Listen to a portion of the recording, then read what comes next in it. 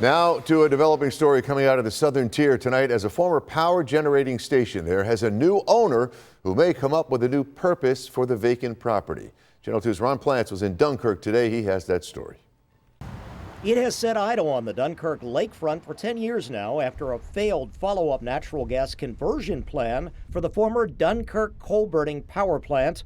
And the 2016 shutdown caused a devastating loss of tax revenue and employment for that financially struggling city in Chautauqua County. We've produced so many, we've had studies and we've had approaches to, let's get this let's repurpose it, let's repower it. And crickets.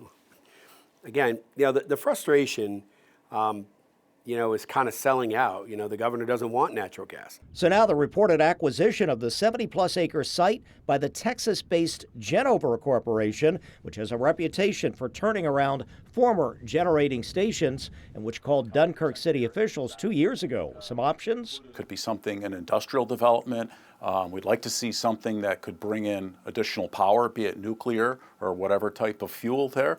But we feel that it's set up for something really great in the future. Dunkirk did actually apply to New York State's siting program for new potential upstate nuclear power plants. I've had follow-up conversations with them since, so Governor Hochul has an intense interest in this area, and I think that we could have a possible nuclear power plant if this is where they decide to site it. But maybe something else in mind, which Genover did before with the Digital Crossroads project in Indiana. One of their projects was included in our study in State Line, Indiana. So the plant looks eerily similar to the NRG plant here in Dunkirk, and we think that could have a similar type of outcome. DeJoy says he'll meet in person with Genover corporate reps in Dunkirk tomorrow and may learn more. Repowered it, and with potentially could be a data center, hyperscale data center. I know that there's a lot of controversy about that, but one thing a data center requires is a tremendous amount of electricity.